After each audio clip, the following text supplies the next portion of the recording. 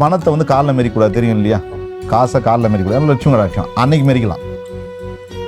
அன்னைக்கு வீடு பூரா தெளிக்கும். நாலாம் எல்லாம் பூஜை பண்ணியிருக்கணும். அதில் தான் படுத்துருப்போம். சில்லறைகள் நிறைய ஒரு 20,000 ரூபாய்க்கு சில்லறை வாங்கி இறச்சிட்டு அதிலே படுத்துக்குவோம், அதிலே தூங்குவோம், மறுநாள் இருந்து எல்லாத்தையும் எடுப்போம். ஏன்னா குபேரன் கிட்ட ஒரு விஷயம் இருக்கு. குபேரன் வந்து அவர் குபேரன் கூப்பிட்டாலோ அவர் பேரை சொல்லி கூப்பிட்டா அவ்வளோ சாமானியமா திரும்பவே மாட்டார் அவர். ஆமா, குபேரன் கிட்ட இது ஒரு பெரிய விஷயம். இதெல்லாம் நிறைய பேருக்கு தெரியாது. ஆனா சில்லறை கொட்டுற சத்தத்தை கேட்டாருன்னா உடனே திரும்பி பார்ப்பார். இதுதான் விஷயம். அது ஒரு ஒரு ஒரு ஒரு லாஜிக்கான ஒரு விஷயம். அது அதனால தான் இப்போ கூட ஒரு இன்னொரு விஷயம், திருப்பதியில் எப்படி அவ்வளோ பணம் கொட்டுதுன்னா சில்லறையை ஜலிச்சிக்கினே இருப்பாங்க அங்கே. அதுலேருந்து வர சத்தமே ஒரு பெரிய விஷயம். காசை வந்து நம்ம இறைச்சோம்னா அந்த காசு விழுற சத்தத்துக்கு குபேரன் வருவார். குபேரன் வந்து ஐஸ்வர்யம் தான் விஷயம். குபேரன் வந்துட்டால் ஐஸ்வர்யம் தான், அவர் வந்துட்டாலுமே. அந்த மாதிரி நம்ம வந்து தசமி திதிக்கு செய்யலாம் வீட்டில். இதை எப்போ செய்யணும்னு, வருஷத்துல மாசம் மாசம் உங்க நட்சத்திரம் வரும். ஆனாலும் பிறந்த நட்சத்திரம்னு ஒன்று வரும் இல்லையா, அந்த பிறந்த மாசம் அன்னைக்கு செய்தால் பலன் இன்னும் கூடாது. ஆனால் அதே அன்னைக்கு தர்ம காரியமும் செய்யணும். தர்ம காரியம் செஞ்சுட்டு வந்து தான் அந்த பூஜையை செய்யணும். நைட்டில் 6 மணிக்கு மேலே 8 மணிக்கு மேலே நம்ம செய்தோம்னால் ஓராண்டு காலத்துக்கு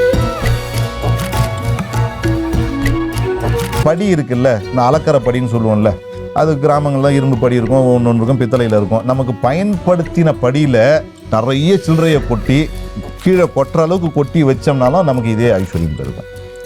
பணம் எப்போவுமே இருக்கணுமா? நம்மகிட்ட பணம் இல்லைன்னா சில்லறையாவது வச்சுருக்கணும். எல்லாத்தையும் தொடக்கவே கூடாது. தொடச்சிட்டா எல்லாமே போயிடும்.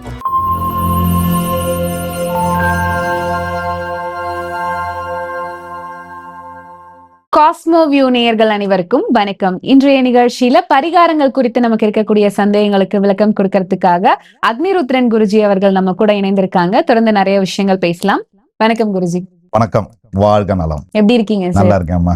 சரி, இன்னைக்கு நிகழ்ச்சியில வந்து எங்களுக்கு ஒரு சீக்ரெட் தெரிஞ்சுக்கணும் அப்படின்னு ஆசை. பொதுவா வந்து இந்த மார்வாடிங்க கிட்டதான் எப்பவுமே பணம் அதிகமா இருக்கும். அதுக்கு அவங்க சில சூஷ்ம பரிகாரங்கள் எல்லாம் பண்றாங்க. அவங்க அன்றாட வாழ்க்கையில அவங்க செய்யக்கூடிய விஷயமே வந்து பணம் சேர்க்கறதுக்கான முறைதான் அப்படின்னு சொல்றாங்க. சோ அது என்னெல்லாம் அவங்க பண்ணுவாங்க அப்படின்றத எங்களுக்காக சொல்லுங்க சார். அவங்க பக்தியில மிஞ்சவே முடியாது. பக்தி எப்பவுமே இருக்கும், ரொம்ப பெரும் பக்தி. அதை நம்மளால ஃபாலோ பண்ண முடியுமான்றது ஒண்ணு. சரி, இப்போ இதெல்லாம் ஒரு விஷயம். நம்ம விஷயத்துக்கு வந்துருவோம். அந்த பக்தி இருக்கணும் நமக்கு. அதே நேரத்தில் அவங்க கிட்ட ஒரு விஷயம் கவனிச்சு பார்த்தோம்னா தர்ம காரியங்களை சரியா செஞ்சுக்கிட்டே இருப்பாங்க. நம்மளாம் இந்த இவங்க யாராவது பெரியவங்க இறந்து போனா அந்த நாள் அன்னைக்கு எதனா ஒன்று பண்றோம், 4 பேருக்கு சாப்பாடு போடுறோம், அது இந்த மாலை அமாவாசை வந்தா தூக்கின்னு சுத்துவோம். யாரு இருக்கலாம்? அவங்க ரெகுலரா வாரத்துல ஒரு நாள் கண்டிப்பாக தர்ம காரியம் செய்தே தீருவாங்க. இதை நீங்க கொஞ்சம் க்ளோஸா இருக்கிறவங்களுக்கு தெரியும், அவங்களோட தொடர்புகள் வச்சிருக்கிறவங்களுக்கு தெரியும், மிஸ் பண்ணவே மாட்டாங்க. அப்போ நமக்கு எப்பவுமே ஒரு விஷயம் ஏறணும்னா தர்ம காரியங்களை எவ்வளவு செய்யணுமோ அவ்வளோ அளவுக்கு நமக்கு பலாபலங்கள் உண்டு. சரி, இப்போ சூட்சமத்துக்கு வந்துடும். இதெல்லாம் வெளி ஏற்பாடுகள் அவங்க பண்றது. பக்தியும் சரி, தர்ம காரியங்களும் சரி, வெளி ஏற்பாடுகள். உள்ள என்ன பண்றாங்க அப்படின்னா, வருஷத்துல ஒரு நாள் மிக முக்கியமான நாள் அவங்களுக்கு உண்டு. இப்போ நம்மலாம் வந்து வருஷத்துக்கு பிறந்தநாளை ரொம்ப கிராண்டாக கொண்டாடுறது, அதுக்கப்புறம் வந்து கல்யாண நாளை கொண்டாடுறதுன்னு இப்படி தான் நம்ம கவனம் எடுத்துக்கோமே தவிர, பணம் சேர்க்கறதுக்கான ஒரு நாள் அவங்க கிட்ட ஒன்று இருக்கு. அதுதான் அவங்களுக்கு ரொம்ப ரொம்ப ரொம்ப முக்கியமான ஒரு நாளாக எடுத்துக்குவாங்க. அந்த நாள் என்னைக்கு அப்படின்னு யாருங்க தெரியுமா? நம்ம என்ன பண்ணுவோம், அட்சய திதிக்கு எங்கே போய் முட்டி நகை வாங்கலாம் இப்படிலாம் வந்து முடிவு பண்ணுவோம். ஆனால் நாம் எந்த தேதிக்கு எந்த பூஜைகள் செய்தால் பணம் சேருங்கிறதே விட்டுடுறோம். விட்டுட்டு நேரம் அட்சய திதி அன்னைக்கு போயிட்டு ஒரு நகையை வாங்கிட்டா பணம் வந்துடும்ன்றத ஒரு நினைப்பு வச்சிருக்கிறோம். அப்படி இல்லை. அவங்க என்ன தெரியுமா பண்ணுவாங்க, நமக்கெல்லாம் பொங்கல் தீபாவளி மாதிரி நிறைய பண்டிகைகள் இருந்தாலும் அவங்க ரொம்ப ரொம்ப இம்பார்ட்டன்ட் கொடுக்கறது தீபாவளி பண்டிகை. தீபாவளிக்கு முதல் நாள் நைட்டு மிகப்பெரிய பூஜை ஒன்று பண்ணுவாங்க வீட்டில். என்ன பூஜை தெரியுமா? இதே குபேர பூஜை தான். நம்ம எல்லாம் அட்சய திதின்னு சொல்லிட்டு இப்படி வந்துட்டோம். அவங்க அதை தான் பண்ணுவாங்க, லட்சுமி குபேர பூஜை. ஆமா, வடநாடுகள் எல்லாமே தீபாவளியுடைய முதல் நாள் தான் அவங்களுக்கு பெரிய விசேஷம். நம்ம பட்டாசெல்லாம் வாங்கினா அன்னைக்கு நல்லா ட்ரெஸ் போட்டு வெடிச்சுக்கிட்டு இருப்போம். அப்புறம் சில பேர் இந்த நோன்பு எடுக்கிறவங்க அதை ஜாயின் பண்ணி அடுத்த நாள் அப்படியே ஜாயின் பண்ணிக்குவாங்க. ஆனால் நம்ம செலவு பண்ணுறதுக்கு தான் அன்னைக்கு தயாராக இருப்போம், ஜாலியாக இருக்க தயாராக இருப்போம். அவங்க அன்னைக்கு தான் பக்தியை அதிகப்படுத்துவாங்க. பணத்தை எப்படிலாம் அந்த பூஜையை செய்யணும்னு பணத்தை பணமாக பார்க்காம செய்யறது அதுதான். அவங்களது. அதுல நிறைய பிரிவுகள் இருக்கு, ஒவ்வொருத்தரும் ஒரு ஒரு ஸ்டைல்ல. இப்ப எப்படி நம்ம இதுல திருநெல்வேலியில ஒரு ஸ்டைல் பூஜைகள் இருக்கும், கோயம்புத்தூர்ல ஒரு டைப்ல பூஜை பண்ணும், இப்படி அதே மாதிரி அதுல நிறைய இருக்கும். இந்த தீபாவளி அன்னைக்கு நைட்டு செய்யக்கூடிய குபேர பூஜை வந்து பணத்தை இறைக்கணும் நம்ம வீட்டுல. அவங்க எப்படி செய்யறாங்கன்றதை விட்டுருவோம், நம்ம செய்யறதா நமக்கு இனிமே எடுத்துக்கணும். நமக்கு பணம் வேணும், அவங்கள மாதிரி பண வசதிகள் சேரணும் அப்படின்னா வீட்டில் பணத்தை நீங்க என்ன பண்ணுங்க, நம்ம கிட்ட என்ன பணம் இருக்குதோ எவ்வளவு இருக்குதோ அவ்வளவுதான். அது 1000 ரூபாய் இருந்தாலும் சில்லறையா மாத்திங்க, 10,000 இருந்தாலும் சில்லறையா வச்சுக்கோங்க, ரூபா நோட்டெல்லாம் வச்சுக்கோங்க, நிறைய ரூபா நோட்டை தயார் பண்ணி வச்சுக்கோங்க. வச்சுக்கிட்டு அந்த மாதிரி அன்னைக்கு இன்னைக்கு பேசுறத நம்ம தீபாவளி நேரத்தில் பேசினாதான் இது நல்லா இருக்கும். அது இருந்தாலும் இப்போ பணம் சேர்க்கணுன்றதுனால இன்னொரு ஐடியாவும் சேர்த்து சொல்றேன். அவங்களை இழுத்ததுனால இல்லைன்னா நம்ம லைனுக்கே வந்துடலாம். பணத்தை இறைச்சிட்டு நம்ம வந்து அன்னைக்கு பணத்தை வந்து காலில் மெரிக்கூடாது, தெரியும் இல்லையா? காசை காலில் மெரிக்கூடாது, லட்சுமி கடாட்சம் அன்னைக்கு மெரிக்கலாம். அன்னைக்கு வீடு புறம் தெளிக்கும். நாலாம் எல்லாம் பூஜை பண்ணியிருக்கணும், அதில் தான் படுத்துருப்போம். சில்லறைகள் நிறைய ஒரு 20,000 ரூபாய்க்கு சில்லறை வாங்கி இறைச்சிட்டு அதிலே படுத்துக்குவோம், அதிலே தூங்குவோம், மறுநாள் வந்து எல்லாத்தையும் எடுப்போம்.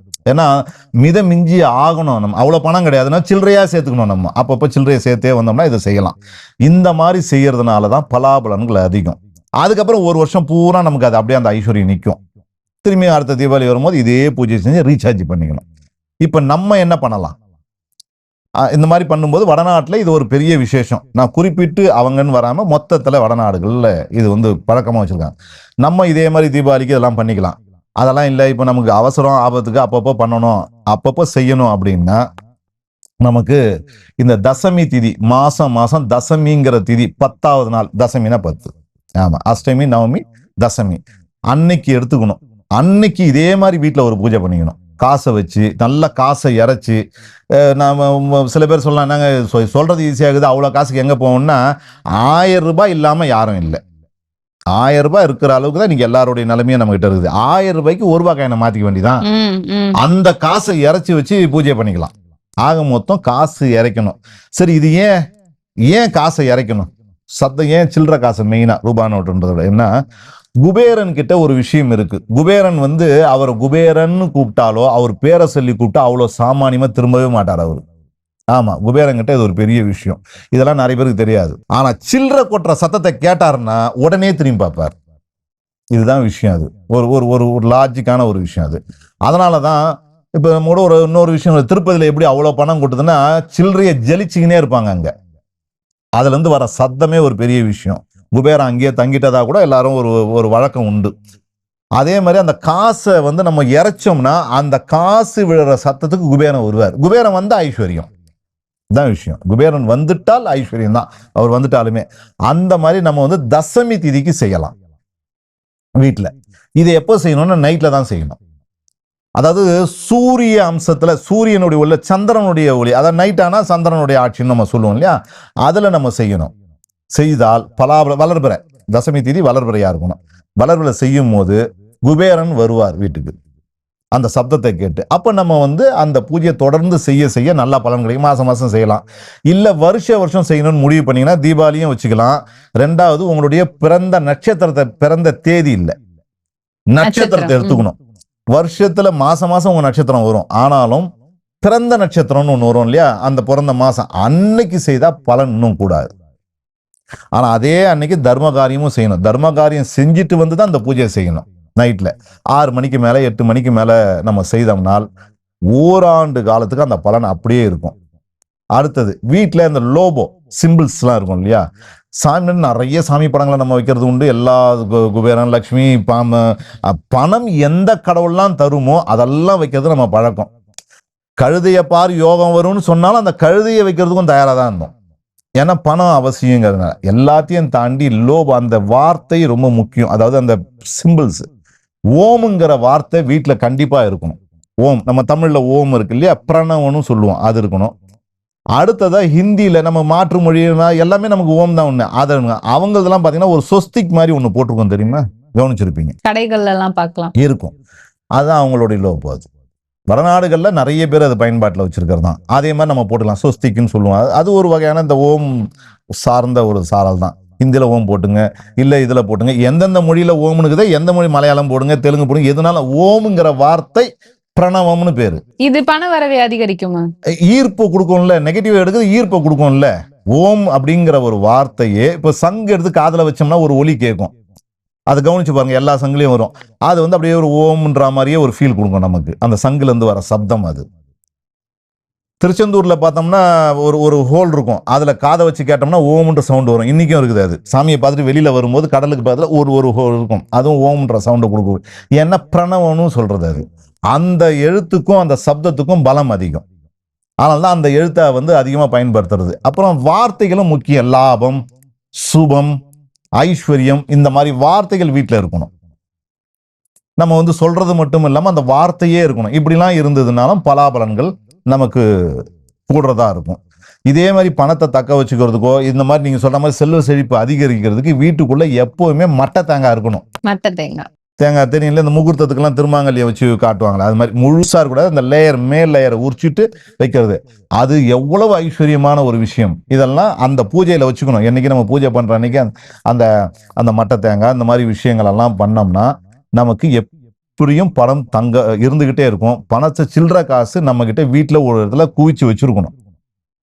பணமா வச்சுக்க முடியாது, சில்லறையா வச்சுக்கணும். வச்சோம்னா நல்லா இருக்கும். இதே ஐஸ்வர்யம் தொடரணும்னா இது கொஞ்சம் நம்ம அந்த நீங்க கேட்ட கேள்வியில இருந்து தள்ளி போறோம் அப்படின்னாலும் நமக்கு இது அவசியம். படி இருக்குல்ல, நான் அளக்கிற படின்னு சொல்லுவோம்ல, அது கிராமங்கள்ல இரும்பு படி இருக்கும், ஒன்று இருக்கும் பித்தளையில இருக்கும். நமக்கு பயன்படுத்தின படியில நிறைய சில்லறையை கொட்டி கீழே கொட்டுற அளவுக்கு கொட்டி வச்சோம்னாலும் நமக்கு இதே ஐஸ்வர்யம் பெருகும். பணம் எப்பவுமே இருக்கணுமா? நம்ம கிட்ட பணம் இல்லைன்னா சில்லறையாவது வச்சிருக்கணும். எல்லாத்தையும் தொடக்கவே கூடாது. தொடச்சிட்டா எல்லாமே போயிடும். இந்த மாதிரி விஷயங்கள் பண்ணும்போது அவங்கள கம்பேர் பண்றோம் இல்லையா, அந்த கம்பேரிஷனுக்கு நம்மளும் வருவோம். ஆமா. ஆனா இது அப்ப நம்ம வந்து வடநாட்டு ஆளை பத்தி பேசுறோம். தமிழகத்துல இந்த மாதிரி பணங்கள் நிறைய ரொட்டேஷன் பண்ணக்கூடிய வியாபாரம் செய்யறவங்களும் இருக்காங்க. அவங்களும் இதே மாதிரி பூஜைகளை தான் செய்வாங்க. குடும்ப வழிபாடுன்னு பேரு அதுக்கு பேரு, பொது வழிபாடு இல்லை. குடும்ப வழிபாடு. எங்க வீட்டுல பூஜை, எங்க குடும்ப பூஜைன்னு சொல்லி நமக்கு வந்து இந்த தெற்கத்தி பக்கத்துல எல்லாம் இந்த வார்த்தையை நம்ம கேள்விப்படலாம். ஆமா, குடும்ப பூஜை, வீட்டு பூஜை அப்படின்னு சொல்லுவாங்க பாருங்க. வெளியாளுங்க யாரும் கலந்துக்க மாட்டாங்க, வெளியால சேர்க்கவே மாட்டாங்க. அதுல இதுக்கு பேர் குடும்ப பூஜை, வீட்டு பூஜை. இது வந்து இந்த காரைக்குடி பக்கத்துல அதிகம். இதெல்லாம் கோயம்புத்தூர்லயும் இருக்கு. இந்த இது கொஞ்சம் கொஞ்சம் ஒரு இடத்துக்கு கொஞ்சம் அதிகமா இது ஒரு பிரதானமா செய்யறதெல்லாம் காரைக்குடி, கோயம்புத்தூர் பகுதியில் இது பிரதானமா செய்வாங்க. மற்ற ஊர்கள்லயும் உண்டு. இதுக்கு பேர் வந்து குடும்ப பூஜை, வீட்டு பூஜை. நம்ம வீட்டுல நீங்க எல்லாம் இருக்கிறீங்க அப்படின்னா அன்னைக்கு உன் ஃப்ரெண்டு கூட வரக்கூடாது வீட்டுக்கு. யாருமே உள்ள சேர்க்க மாட்டாங்க. வீட்டுக்கு வேலை செய்யறவங்களும் அன்னைக்கு வேலைக்கு வரக்கூடாது. வீட்டில் இருக்கிறவங்க தான் எல்லா வேலையுமே செய்யணும். பாத்திரம் அலம்புறது, பெருக்கிறது, அந்த பூஜையை தொடங்குறது, வைக்கிறது. ஒரு நபர் அந்த பூஜையில ஒரு பங்கெடுக்கவே முடியாது. இப்ப 4 தேங்காய் வாங்கிட்டு நம்ம கிட்ட இருக்கிற ஸ்டாஃப் அனுப்ப மாட்டாங்க. இவங்க தான் போவாங்க. அந்த பூஜைக்கு மட்டும் இவங்களே போய் தேங்காய் வாங்குவாங்க, இவங்களே போய் பூ வாங்கிட்டு வருவாங்க. இதுக்கு பேரு வீட்டு பூஜை, குடும்ப பூஜை. இதெல்லாம் அவங்கெல்லாம் பாரு எப்படி இருக்காங்கன்ட்டு. நம்ம வடநாட்டுக்காரங்களை எடுக்கிறோமே, இங்கே அப்படி ஆளுங்க இருக்காங்க. அந்த பூஜையை சரியான நேரத்துல, சரியான காலத்துல சரியா பயன்படுத்துறவங்களுக்கு பலன் உண்டுதான். இவ்வளவுதான் விஷயம். சோ இன்னைக்கு நிகழ்ச்சியில நிறைய விஷயம் எங்களுக்காக சொன்னீங்க. வீட்டுல எப்பவுமே பணம் தங்கணும் அப்படின்னா என்னென்ன விஷயங்கள் நம்ம கவனமா பாத்துக்கணும், என்ன மாதிரியான பூஜை முறைகள் எல்லாம் செய்யணும் அப்படிங்கறத பத்தி சொன்னீங்க.